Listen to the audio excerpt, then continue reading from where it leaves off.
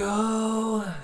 Hello, everyone, and welcome to another edition of Ask You Anything presented by Mosher Consulting. I'm your host, Angel Leon, Mosher's Director of Personnel. We're glad you're with us for this episode of Ask You Anything, and with us today is Mosher's Director of Marketing, Malinda Lowder, who joins us to talk about something that I believe everyone struggles with. I know I do from time to time, and that is how to teach your team to say no. I feel like everywhere you go, you want to please those who work with you, those who are around you. And in the workplace, it is really easy to get into a habit of just saying yes to everything. This happens a lot because we think we need to say yes to everything, but how do you start making sure your team can say no? How can you professionally instill in your team that it's okay for them to say no? All that and much more with my guest, Malinda Lowder, today. Malinda, it's great to have you with us once again on Ask You Anything to talk about really something that I think I know I struggle with it. I know I've seen my team struggle with it, but we do sometimes have to say no to certain things, and we're going to be diving into that. So how are you?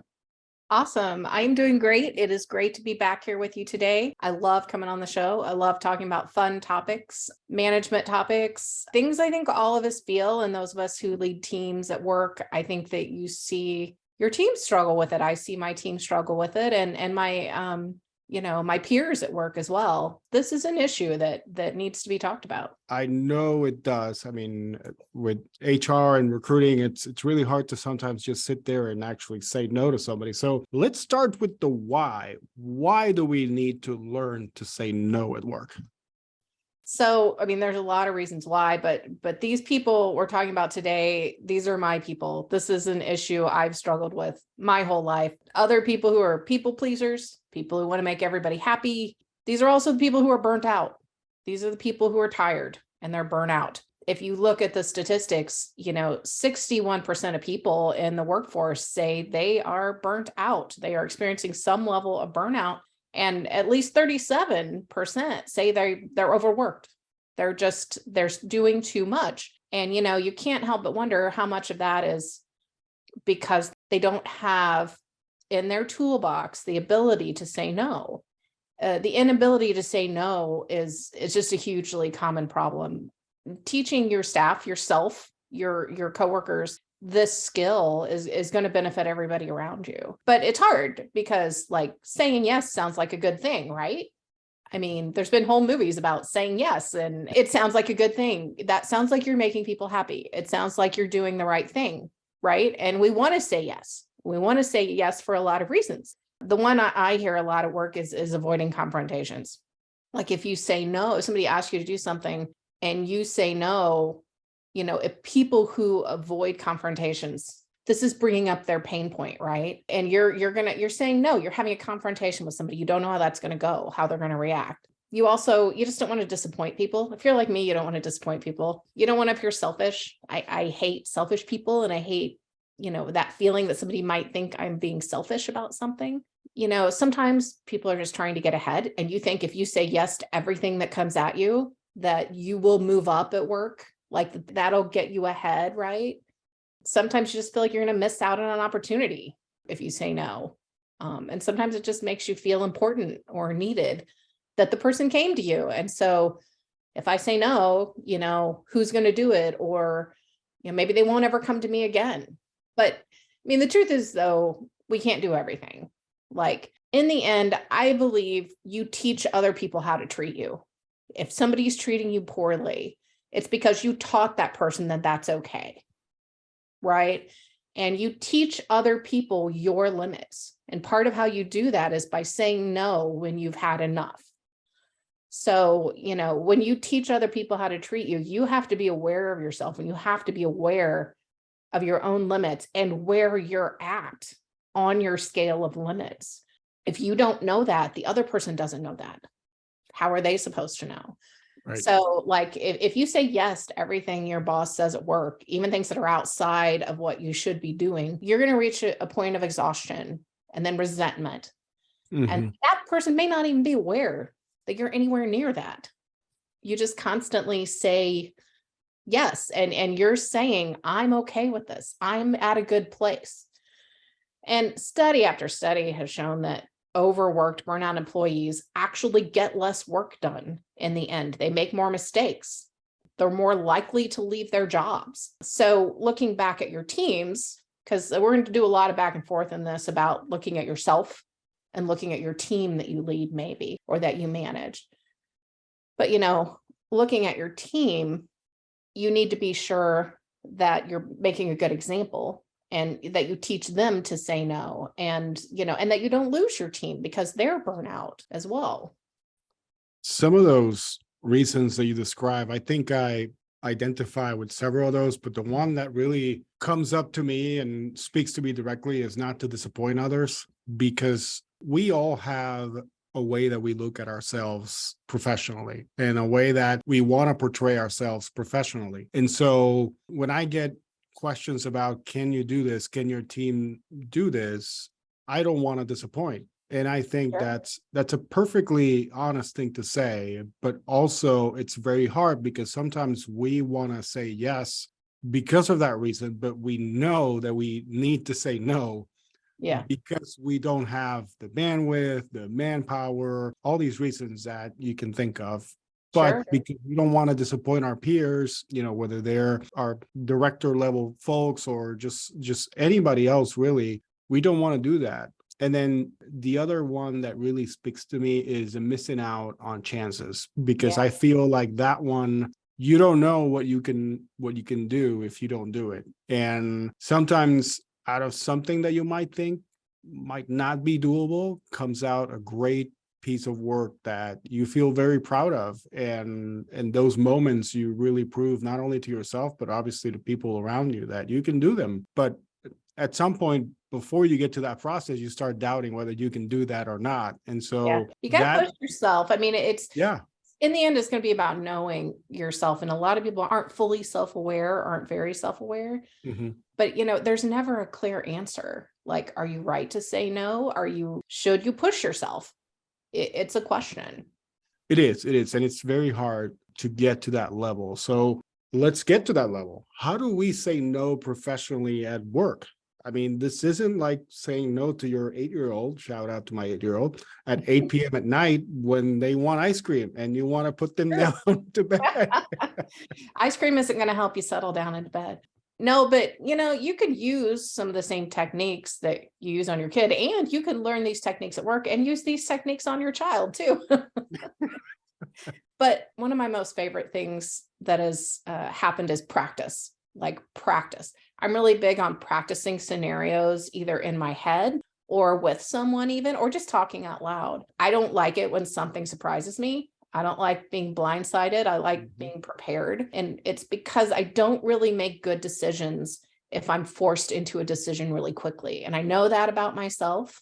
So I try to prepare scenarios in my head that I might be facing on projects so that I know how to respond, because I know if it comes at me from nowhere, I'm going to have a poor response. Know this about myself, totally know it, own it.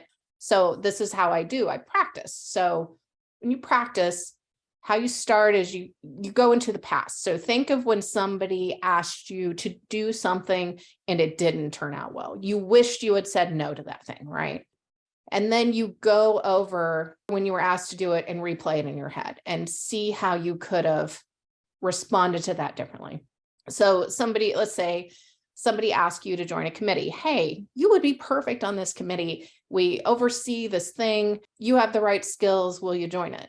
And you're like, okay, this is an opportunity. I can put this in my resume. This is a great committee. This is this thing. So you say yes. You're overbooked. You're overcommitted. Your team is requiring a lot from you right now. You join the committee. Now your calendar's clogged up with meetings and it's not anything that helps your company. So it was a mistake. You should have said no to this. So, go back in your head, practice other responses. Say, you know what? I'm currently using all of my bandwidth. My team's getting up to date on these new tools. I can't do it right now. Or suggest someone else. Say, I know this other person who'd be perfect for that, or somebody on my team, they're really interested in this cause. Let me put them in there for you, or ask them, or even just like, I believe in what you're doing, but I can't. Let me know if there's a smaller way I could help. Practice. Think about other scenarios. It's good to go backwards first, but then you can start putting it forward. Think about things that are coming up. projects you're working on, things you think might be coming at you. Think to yourself, is this something I should say no to or yes to if it comes at me? And then practice like, okay, I can't do it for this reason. So I'm gonna practice what that would be like to say that. Yeah, practice makes perfection. I agree with you on if you do commit to something and you have to backtrack, that's a good example of how to say no, even though it's in the past, but you still can do that and you still can do it with grace and do it properly so that the receiving party does not feel like you're being basically disrespectful, I guess, because you Yeah. committed, but then uncommitted to that time. I mean, Well, that's and even if you don't go back and uncommit to that thing, be prepared next time. right. Because their next ask may be, hey, will you lead this committee? And then you need to be prepared for that. That's something that's coming at you in the future. You see it coming and you have to have that ready. Because again, for me, I don't make good decisions if I'm pressed. If they come to me and say that, I would be like, oh, sure, I could do that. But if I'm pre-prepared and I know I'm going to say no to that if they ask me, and I know how I'm going to say no to it, that's a good boundary. That's a good way to stop that. And then, for my team, I have a marketing team, and I like to empower them to say no in healthy ways. When you're on a marketing team, a lot of people come and ask you to do stuff outside of our workflow. Ask them, oh, hey, just design this for me. Just do this for me real quick. Da, da, da, da, da. It's okay to do little tiny things like that, but having the words up front to deflect some of that, them Right. being prepared with words helps. Like, that sounds like an awesome project. Enter a ticket and we will get started on it. That's what I say to people, because people also come to me and want me to just push it down. And I'm like, you know what? We have a workflow. Mhm. That project sounds amazing. I want to work on it and have the team work on it. If you just put in a ticket for me so we don't miss anything, we will get it on the schedule. That sounds better than saying, no, put in a ticket. Yeah, absolutely. I agree. And that leads me to my next question, because we talked about how practice could make this a perfect answer, like the one you just gave. I think that's a great answer to a question like that. But why is it important to focus on the positive when you're really providing a negative response? It seems counterintuitive, but we don't want to make enemies. We don't want to upset people. We don't want to let people down. That's not what saying no is about. It's about healthy boundaries, and it's about self-care. You need to learn to listen to yourself if that's not already something you do in your life. Right. If someone is asking you for something and you are already too busy, or it would not be a good use of you or your team's time, don't just say no, right? You have to do other things. You recognize the importance of the project the person is coming at you with, or how worthwhile it is. Say, just like I said, that sounds like an awesome project. I understand the importance of that project, right? I'm validating it. I mean, don't validate it if it's not valid, but if you do see the value in it, acknowledge that. Right. Because you don't want your no to be taken as a no to what they're doing. Mhm. Just a no to you helping. Spend a minute with them to try to help in other ways. Offer other solutions. If somebody's asking you to do a specific little job, say, there's a tool out there that will do this for you, and I can connect you with that, and it'll automate all this for you. Or offer just any other solution that you can think of. Recommend someone else who can help, or suggest something to try to get them another way to do it. You bring up a good point, but I also would offer up something about knowing what you're currently doing and how important that is, because somebody might bring you a worthwhile project, but you could also be currently working on a project that is as important as that one. So you have to know your limits and basically put priorities in your work. So when you're providing these answers, you also have to go back to your thoughts about why do people do not want to say no. Is you have to be honestly a little bit selfish when you're doing this, because what if the project that you're currently working on is something that you actually are enjoying a lot? And Sure. it's a little bit selfish, I understand, but you also have to prioritize those things because you're currently working on those, and you have to focus on what you have in front of you. And while you want to remain positive while providing a negative response to somebody, you also have to be a little bit selfish on making sure that you are completing those things that you're currently doing and that you might probably like. Yeah, well, and you have goals for Right. you, yourself, your team, and you have things you need to accomplish to make your job successful. And in the end, whether that project may not help toward your goal. And I'm not saying that's the only project you should accept, but Right. if that project doesn't help toward your goal, you still need to leave rooms for the projects that help toward your goals, right? Right. You have to be sure you have room for that, because if you focus a lot of your attention on this other project that is not helping your team or not helping your company in the area that you're responsible for, then that person's not going to be blamed when your goals don't get met and when your Mhm. team's goals don't get met. And when the sales aren't what they should be, it's your responsibility. And part of your responsibility is monitoring that and making sure that your team is reaching their goals first, no matter what else comes at them. And that leads me to my next question. What about boundaries in the workplace? How might those help with saying no? Yeah, and really this is all about boundaries. I always recommend the book Boundaries by Henry Cloud. It's a little bit of an older book, but I feel like it is a really good, healthy look at this issue and about setting boundaries in all parts of your life. And in our talk today, we're focused on saying no, but that's not the only area where boundary issues pop up. You can say no too much. You can do too much no. And some, I do too much, yes, but some people do too much no. And that is putting up a wall to hide behind. That is like the opposite problem. People are afraid. They're afraid to make a mistake professionally. So when stuff comes at them, they're more likely to say no for any reason. They'll figure out a reason Mhm. because they're afraid. And sometimes boundaries are about being too controlly, wanting to control everything, thinking that either you are the only person who can do it right, or that you just want more control and you want to climb or to do something like that. And that's not really healthy either. So boundaries are not just about saying no, they're about saying no, saying yes, when all of that stuff. It's all one big cloud. Right. That's an interesting take because when you think of boundaries, you think of, I need to set these walls up for XYZ reason. And when you put it into the perspective that we're talking about, the subject that we're talking about, it can help you in saying no in more, I don't know if meaningful ways is a way to say it, but it helps you in making sure that it makes sense for the person, for the receiver of that message, why you're saying no. So like some of the things that you were saying in your previous answers about making sure that you say no, but you say no with a positive attitude sort of way. Yeah, for sure. And, it's all about balance. And like I said, there's no right or wrong answer. There's no right or wrong thing you should say yes or no to. Yeah. It's about knowing yourself though, and thinking about it. And again, the practice, I know it feels silly at first, practicing these things or thinking about these scenarios, but it really, to me, is the best tool you have to set limits and to figure that stuff out. Yeah. What last advice could we give our listeners on how to say no politely at work?